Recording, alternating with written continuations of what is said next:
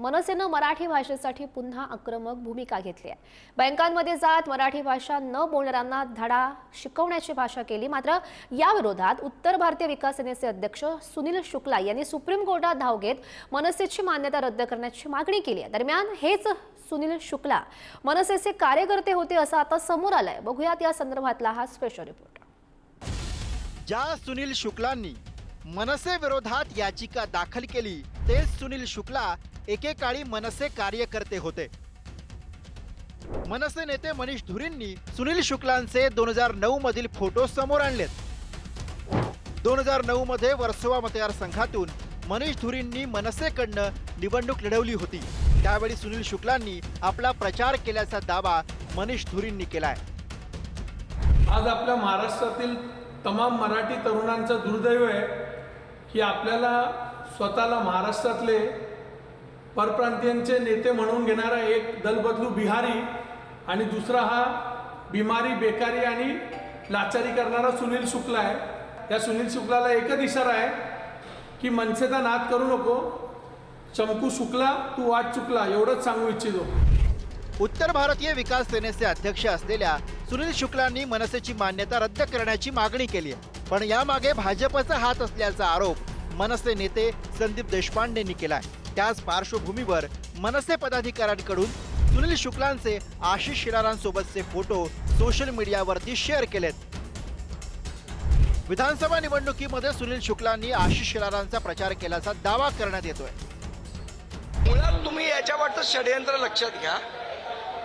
प्रादेशिक पक्षांना संपवण्याचं षडयंत्र हे भारतीय जनता पक्ष करते आणि हे त्यांचेच पिट्टू आहेत जे कोण आहेत ते, आणि हे त्यांच्या माध्यमातून करायचा प्रयत्न करते। पण अशा गोष्टींना आम्ही घाबरत नाही आणि जर आम्हाला कोणी संपवण्याचा प्रयत्न केला तर त्यांना इथे ठेवायचं की नाही याचा पण आम्ही विचार करू।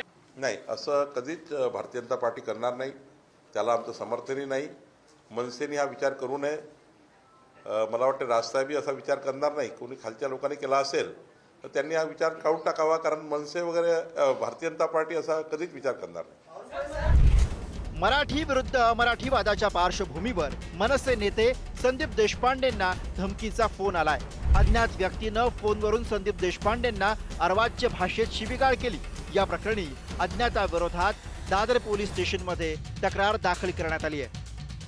हॅलो, हा, शिवी कशाला देत आहे? अरे तू शिवी दिलीस ना पहिले मला, तू दिली की दिलीस? तू दिली शिवी बडवा दे। तुला ना महाराज कधी ते जाऊ दे, तुझी अवकात नाही तेवढी। तुझी अवकात आहे का भैया? हा बहीण, हा भैया कोणाला म्हणतो ना? चल तुला पत्ता दे, उद्या येतो, तुझ्या हिंमत असेल तर उभा राहा आणि तिथे। हा तिकडेच येतो ना मी, कसाल तुला ये ना, माझ्या घरी येतोस, ये. चल बघू हा, तुझी येतो, हिंमत येतो. किती येते। हा ठीक आहे, येतो येतो। हा ये। हा बघ तू हिंमत, बघ हिंमत, येतो कधी यायचं ते सांग। ए जा रे भैया साला। ए भाई कोणाला म्हणतो भैया? तिच्या आईला एक सीट आणून निवडून आणून दाखव। काल रात्री 10:15 वाजता मी जेव्हा माझ्या घरी होतो त्यावेळेला पहिला फोन आला आणि नुसत्याच शिव्या घालत होता। त्याच्यानंतर पुन्हा एकदा त्यांनी फोन केला, त्यावेळेला मी त्याला मी आता कॉल रेकॉर्ड करतोय आणि कॉल रेकॉर्ड केला आणि त्यावेळेला सुद्धा तुम्हाला घरी येऊन मारू, तुम्हाला हे करू, हे असल्या धमक्यांना महाराष्ट्र नवनिर्माण सेना घाबरत नाही, संदीप देशपांडे घाबरत नाही। माझ्यावर हल्ला सुद्धा झाला तरी मी घाबरलो नाही, तर आतल्या फालतू लोकांच्या धमकीला मी घाबरणार नाही। एकीकडे मनसेने मराठीचा मुद्दा छेडत आक्रमक भूमिका घेतली आहे। बँकांसह इतर आस्थापनांमध्ये मराठी भाषेचा वापर अनिवार्य करा यासाठी आंदोलन छेडलंय। तर दुसरीकडे आता ठाकरेंची शिवसेना उत्तर भारतीयांना मराठी भाषा शिकवण्याचा चंग बांधते। ठाकरेंच्या सेनेचे उत्तर भारतीय प्रवक्ते आनंद दुबेंनी मराठी की पाठशाळा उपक्रम सुरू केलाय। त्यामुळे मराठीच्या मुद्द्यावरून मनसे विरुद्ध ठाकरेंची शिवसेना हा संघर्ष पेटण्याची चिन्ह आहेत। ब्युरो रिपोर्ट, पुढारी न्यूज।